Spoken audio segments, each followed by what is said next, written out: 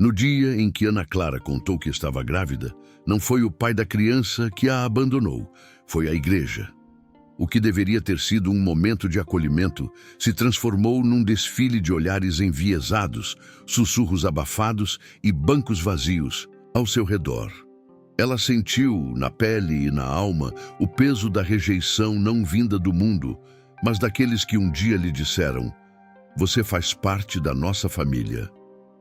Aquela manhã de domingo ainda estava fresca na memória, o dia em que ela subiu no altar para cantar e, ao terminar a última nota, foi chamada para uma conversa rápida no escritório do pastor. Não demorou 5 minutos. Disseram que era melhor ela dar um tempo, que a situação era delicada e poderia escandalizar os jovens. O louvor continuaria, mas sem ela. O silêncio que veio depois foi mais ensurdecedor que qualquer repreensão.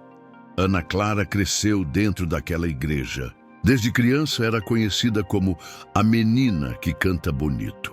Sua voz doce e afinada era motivo de orgulho para o ministério, e muitos a viam como uma futura líder.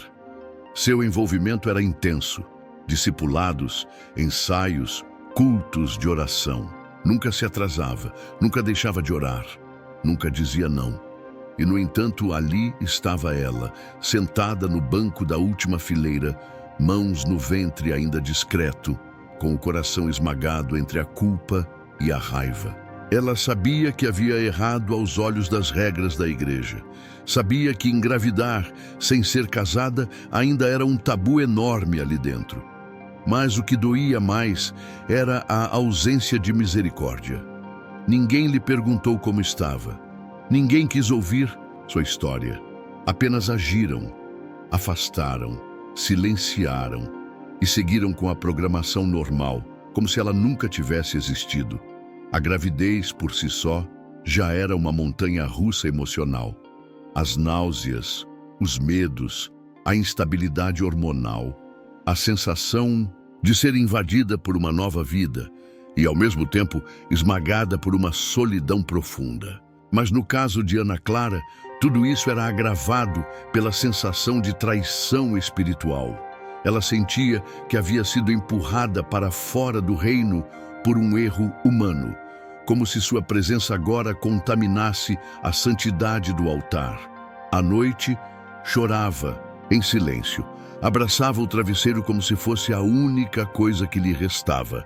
Orava em sussurros, pedindo a Deus que não a deixasse, mesmo quando não tinha certeza se ele ainda a ouvia. A vergonha era tanta que pensou em mudar de cidade, sumir por uns tempos, voltar só depois que o bebê nascesse. Mas então ouvia dentro de si um sussurro mais profundo que todos os outros: "Permaneça. Eu estou aqui." O pai da criança, Samuel, não fugiu, mas também não ficou. Dissera que a amava, que tudo daria certo, mas parecia mais assustado que ela.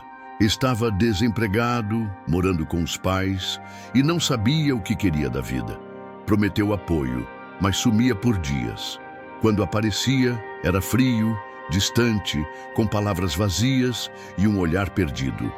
Ana Clara não o culpava, não muito. Sabia que ambos haviam sido imprudentes, movidos por uma paixão intensa que, no fundo, também escondia carência e fragilidade. Ela o amava, sim, mas começava a perceber que o amor que carregava em seu ventre era mais real que qualquer promessa dita às pressas. E talvez fosse esse bebê, ainda invisível aos olhos do mundo, que a ensinaria o que era amar de verdade, sem condições, sem contratos, sem garantias. Na 4ª semana depois do afastamento, Ana Clara decidiu voltar à igreja como ouvinte. Queria ver se ainda encontrava algum resquício do que um dia sentiu ali: paz, pertencimento, propósito. Sentou-se discretamente num canto do fundo, com o cabelo preso e a barriga ainda disfarçável. Ninguém a reconheceu de imediato, mas quando a líder do louvor subiu para cantar a música que Ana costumava liderar, sentiu como se cada palavra da canção fosse uma acusação velada. "Me ama, ele me ama, Mas a cada verso, o que Ana sentia era o oposto. Aquilo soava como ironia cruel. No final do culto, tentou cumprimentar uma das irmãs que mais admirava, mas o abraço foi mecânico. Os olhos desviaram, o sorriso era vazio. Era como se ela tivesse morrido e ninguém tivesse comparecido ao velório. Pela primeira vez, ela saiu antes da bênção final. E no carro, antes de ligar o motor, chorou alto. Gritou, bateu no volante. Sentia que sua fé estava sendo puxada pelas raízes. Não por Deus, mas por pessoas que usavam o nome dele como se fosse propriedade exclusiva. Naquela noite, Ana Clara tomou uma decisão silenciosa. Ela não abandonaria sua fé, mas também não mendigaria mais o afeto de quem a desprezava, em nome de uma santidade seletiva. Não precisava estar num altar para adorar, não precisava de microfone para cantar, não precisava da permissão de homens para continuar crendo no Deus que a conhecia desde o ventre da sua própria mãe. Começou então uma jornada interior, cheia de dúvidas, sim, mas também de pequenos reencontros com sua essência. Leu os evangelhos com outros olhos.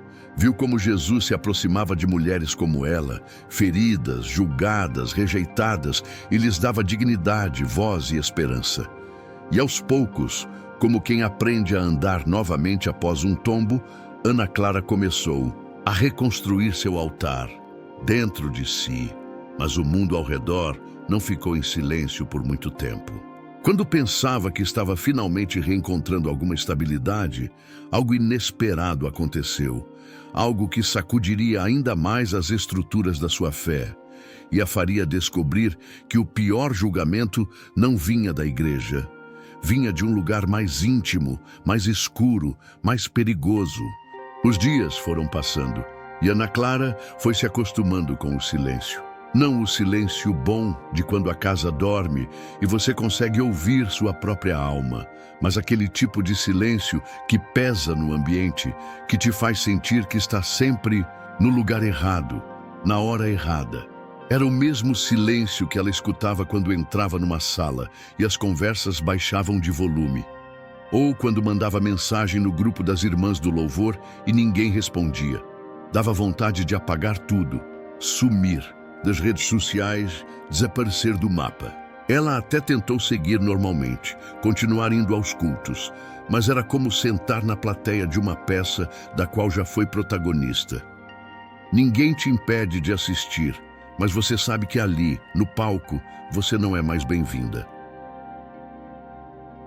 A barriga começou a crescer, e com ela veio o medo do olhar das pessoas na rua. O bairro era pequeno, todo mundo se conhecia. Sempre tinha alguém disposto a contar a vida dos outros em 5 minutos. Você viu a Ana Clara, aquela que cantava na igreja? Pois é, grávida, sozinha. Parecia que a cidade inteira queria escrever a história por ela, cada um com sua versão dos fatos, mas nenhum com disposição de ouvir a verdadeira. Era isso que mais machucava.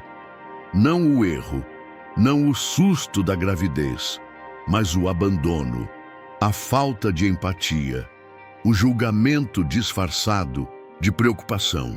Em alguns momentos ela pensava, será que sou mesmo tão ruim assim? Será que Deus também me olha com essa decepção no rosto? E quando essas perguntas batiam forte, ela se trancava no banheiro, deixava a água do chuveiro cair e chorava baixinho, tentando não acordar a mãe. A mãe de Ana, Dona Maria do Carmo, era uma mulher simples, daquelas que aprendem a ser fortes, por falta de opção. Tinha o coração bom, mas também o jeito direto de quem nunca teve tempo para florear palavras. Quando soube da gravidez, ficou em choque. Chorou, gritou, passou 2 dias sem falar com Ana. Mas depois disso, sentou na beira da cama e disse, agora é isso, minha filha, vamos enfrentar. Não era um discurso bonito, mas foi a primeira vez em semanas que Ana sentiu que ainda tinha chão para pisar. Dona Maria cuidava da casa, fazia sopas, preparava chás e, do jeitinho dela, demonstrava amor com gestos pequenos. Um cobertor dobrado, um pão quente, uma ida ao posto de saúde. Não era abraço, mas era cuidado. E cuidado naquele momento era tudo. Foi numa dessas idas ao posto que Ana conheceu Dona Geralda. Uma senhora de lenço na cabeça, sorriso manso, cheia de histórias da roça e fé firme, do tipo que não precisava de microfone para pregar. Estavam na fila da ultrassonografia e começaram a conversar. Ana, no começo, só respondia com e sim, senhora. Mas Dona Geralda tinha aquele dom raro de falar como quem acolhe, sem invadir, sem forçar. E quando Ana comentou, quase sem querer, que vinha de igreja, mas estava afastada, Dona Geralda respondeu com uma frase que ela nunca mais esqueceu. Minha filha, igreja é hospital, não tribunal. Se virou tribunal, você só foi no endereço errado.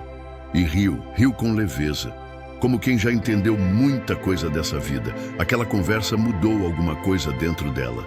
Não tudo, ainda doía, ainda tinha vergonha. Mas foi a primeira vez em muito tempo que Ana Clara se sentiu vista como pessoa e não como pecado ambulante. Depois daquele dia, começou a andar pelo bairro sem tanto medo. Foi ao mercado de cabeça erguida, parou de esconder a barriga. Passou a frequentar um grupo de gestantes no posto, onde ouvia outras histórias, bem diferentes da sua, mas com dores parecidas. E ali, entre desconhecidas, ela sentiu mais amor do que dentro de muitos cultos lotados. Percebeu que a fé não está presa a quatro paredes e que às vezes Deus fala até pelo riso de uma senhora com um lenço na cabeça. É engraçado como a vida é cheia dessas viradas que ninguém conta pra gente. Quando tudo parece perdido, é aí que as coisas começam a se reorganizar. Ana Clara ainda não sabia o que ia ser da vida dela. Não sabia se Samuel voltaria, se a igreja um dia pediria desculpas ou se ela conseguiria cantar de novo sem chorar. Mas dentro dela, algo estava voltando a respirar. E isso já era muito, muito mesmo. Porque quando a alma começa a respirar de novo, é sinal de que a esperança ainda está viva, mesmo que só um pouquinho. E às vezes, esse pouquinho é tudo o que a gente precisa para continuar. E aí, você também já se sentiu assim? Meio invisível? Julgado por quem deveria te acolher? Se sim, continua aqui comigo, porque a história da Ana Clara está só começando. E o que vem depois disso pode surpreender muita gente. Os dias se passaram e a barriga de Ana Clara cresceu, assim como sua confiança. Não era mais a mesma jovem assustada que entrou naquela igreja, tentando se encaixar em um molde que não servia para ela. Agora, ela caminhava pela rua com os olhos mais abertos, mais atentos ao que realmente importava. O mundo lá fora parecia menos impiedoso quando ela começou a focar naquilo que tinha controle. Começou a estudar o que seria sua vida daqui a pouco, quando o bebê nascesse. Imaginava o rostinho da criança e já sentia um amor imenso. Nunca pensou que, no final das contas, aquela criança poderia ser sua maior fonte de força. Certa tarde, foi até a praça da cidade para fazer algo simples, mas que parecia um grande feito naquele momento. Dar um passeio sozinha, sem medo de ser julgada. Passou por algumas mulheres que já conhecia de vista, mas que, no fundo, nunca souberam quem ela realmente era. Algumas ainda olhavam para ela com aquele olhar cheio de reprovação, mas dessa vez ela não se importou. Apenas sorriu e seguiu seu caminho. Quando ela parou perto de um banco para descansar, uma mulher mais velha se aproximou, como se tivesse sido atraída pela aura de tranquilidade que Ana Clara parecia finalmente ter encontrado. A mulher sorriu e se apresentou como Dona Teresa. Com um sotaque leve do interior, ela começou a falar sobre os filhos, sobre as alegrias e desafios da maternidade, e de repente algo mudou dentro de Ana Clara. Dona Teresa não a julgou, não fez perguntas desconfortáveis, ela apenas escutou. E foi ouvindo que Ana Clara percebeu que nunca havia contado sua história para alguém assim, sem receio de ser analisada, rotulada ou condenada.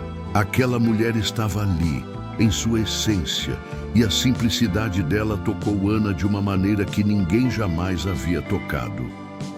Meu filho, você já fez o que pôde. Agora é hora de cuidar de você e dessa criança, que precisa de tudo o que você entende melhor, disse Dona Teresa com um sorriso que parecia iluminar tudo ao redor. Não era só a frase, era o jeito dela falar, com calma, com coração. E de repente, Ana Clara sentiu uma sensação de alívio, como se aquela conversa tivesse tirado um peso enorme das suas costas. Talvez, só talvez, ela estivesse começando a entender que não precisava de mais nada, além de se permitir viver com mais leveza. Nos dias seguintes, ela se dedicou mais ao que estava por vir. Preparou o quarto do bebê, comprou as coisas simples que uma mãe precisaria e até se inscreveu em um curso online sobre cuidados com recém-nascidos. Uma vez ou outra, uma mensagem do Samuel surgia no celular, mas ela já não respondia com a mesma ansiedade de antes. Havia aprendido a ser mais forte sozinha, e se ele quisesse fazer parte dessa jornada, teria que mostrar que estava disposto a mais do que apenas palavras vazias. Com tudo isso acontecendo em sua vida, Ana começou a perceber que, mesmo sem apoio, ela tinha forças para seguir. Ela não estava mais naquela bolha de tristeza, como se tivesse que provar algo a alguém. Começou a ver Deus em pequenos detalhes, no sorriso de um estranho, na ajuda de uma vizinha, até nas palavras de consolo que a amiga Camila sempre lhe oferecia. E cada passo que ela dava parecia aproximá-la ainda mais de uma nova versão de si mesma. E uma coisa que ela não sabia, mas que logo descobriria: a verdadeira fé não está nos lugares onde você é aceito, mas nas escolhas que você faz ao ser rejeitado. E foi exatamente isso que Ana Clara começou a perceber aos poucos.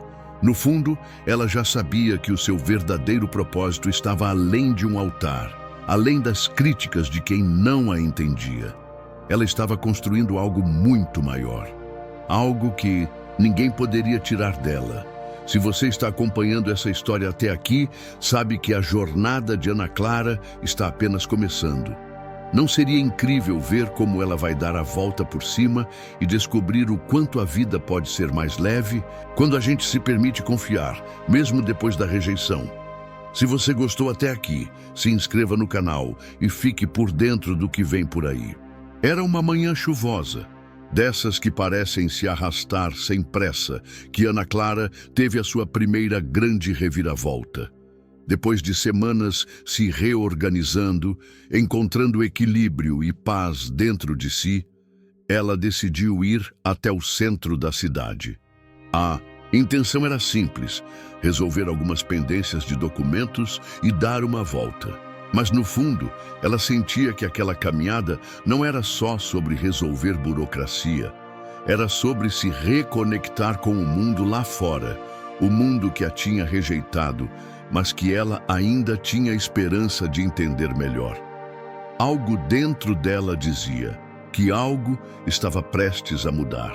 Foi no centro, quando estava indo ao caixa eletrônico, que ela viu uma velha amiga. E quando eu digo amiga, é daquelas pessoas que na escola você jamais imaginaria que se tornariam amigas de verdade.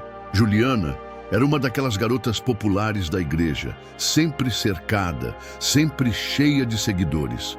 Quando Ana Clara ainda era parte ativa do ministério, Juliana sempre a olhava com certo distanciamento. Talvez por ser mais nova, ou talvez por ser mais tímida, eram desculpas que ela usava para justificar o afastamento. No entanto, naquela manhã, Ana a encontrou olhando para ela com um sorriso genuíno, sem a postura de julgamento. Como se o peso das aparências tivesse caído. "Oi, Ana, quanto tempo, né?" Ju disse de forma sincera, como se a história entre elas nunca tivesse sido interrompida. Ana sorriu de volta. Não sabia se deveria se sentir estranha ou grata. pela coragem de Juliana em se aproximar. Mas antes que pudesse dizer algo, Ju começou a falar. Eu sei que você não está mais com a gente lá na igreja. Eu queria ter te procurado antes, mas o que aconteceu foi meio complicado.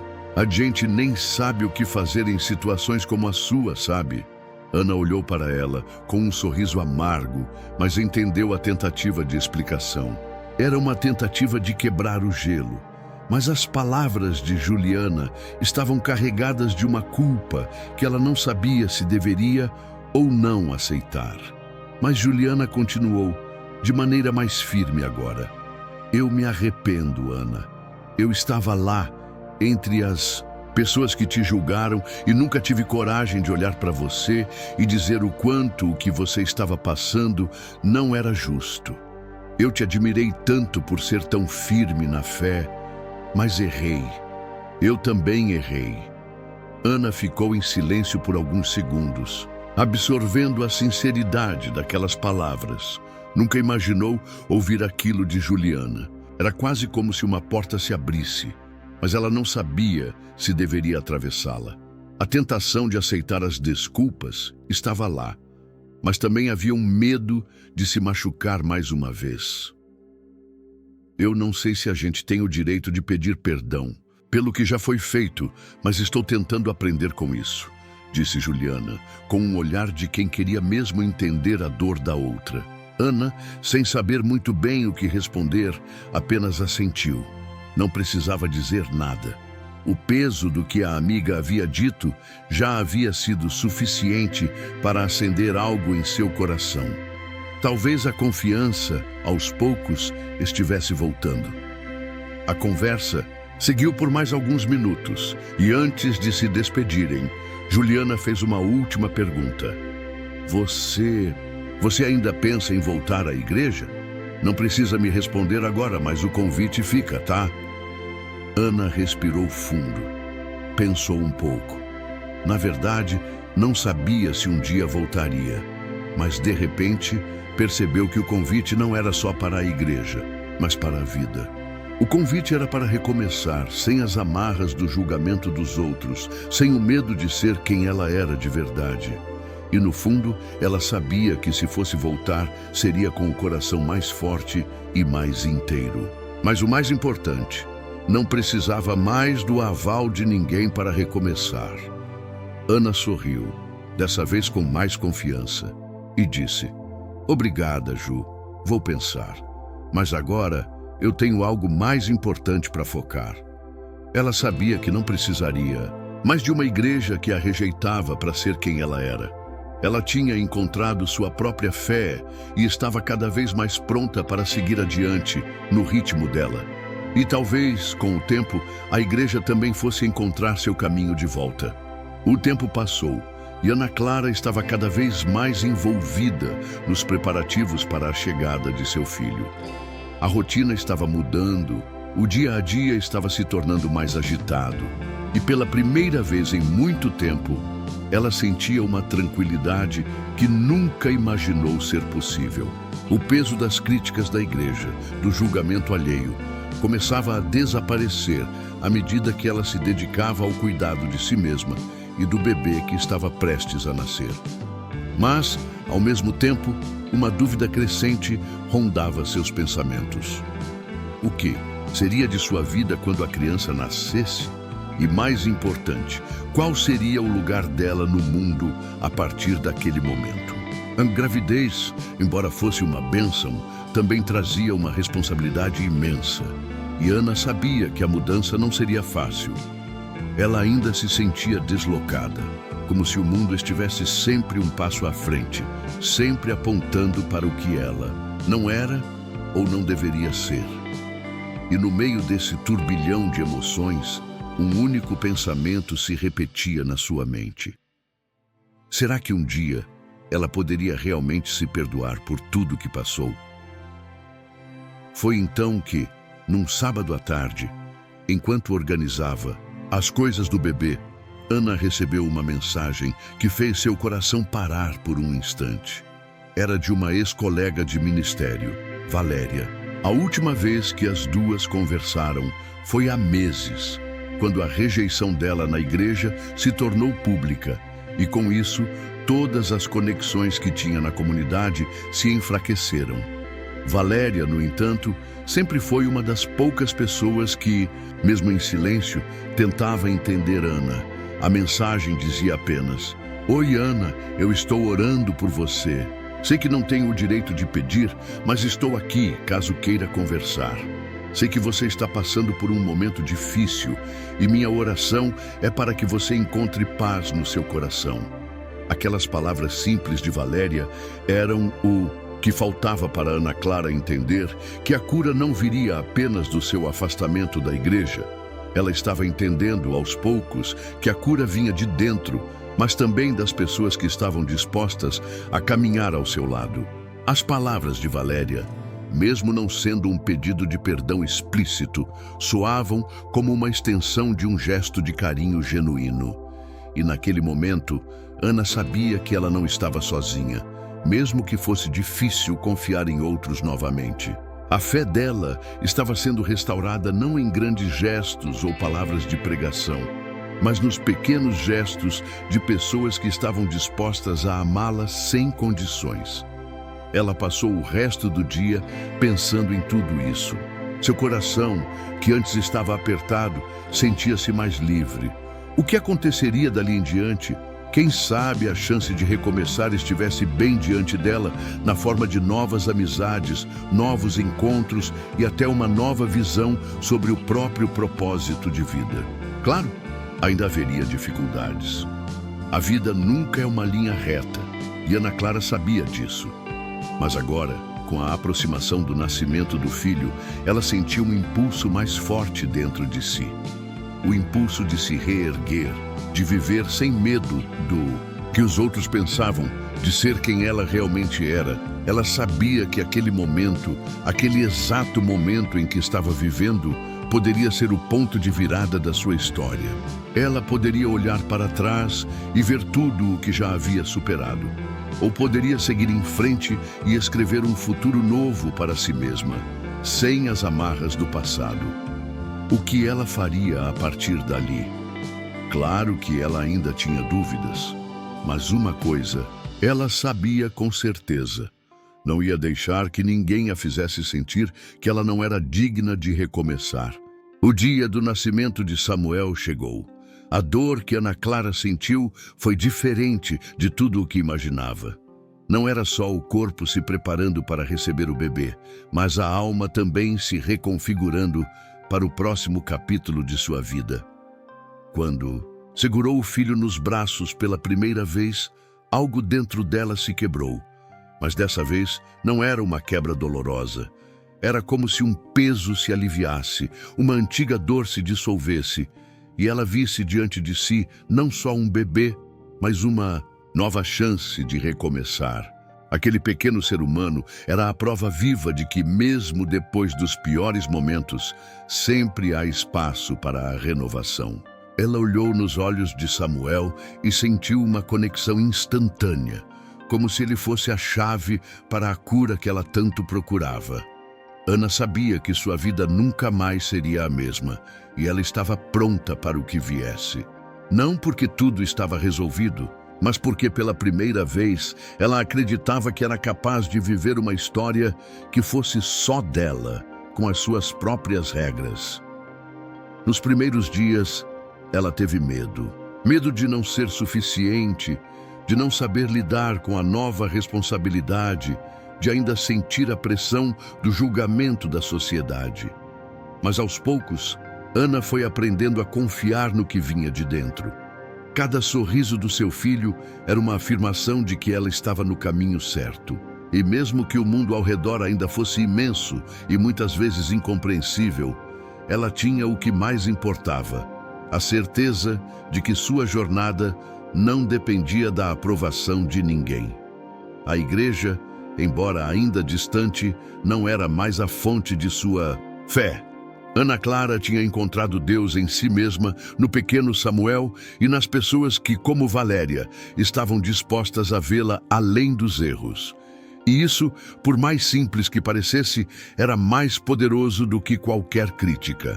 Porque no final das contas, a fé não está no que os outros dizem, mas no que você acredita ser possível para a sua própria vida. E é isso que quero te deixar. Não importa onde você esteja, nem o que já tenha vivido.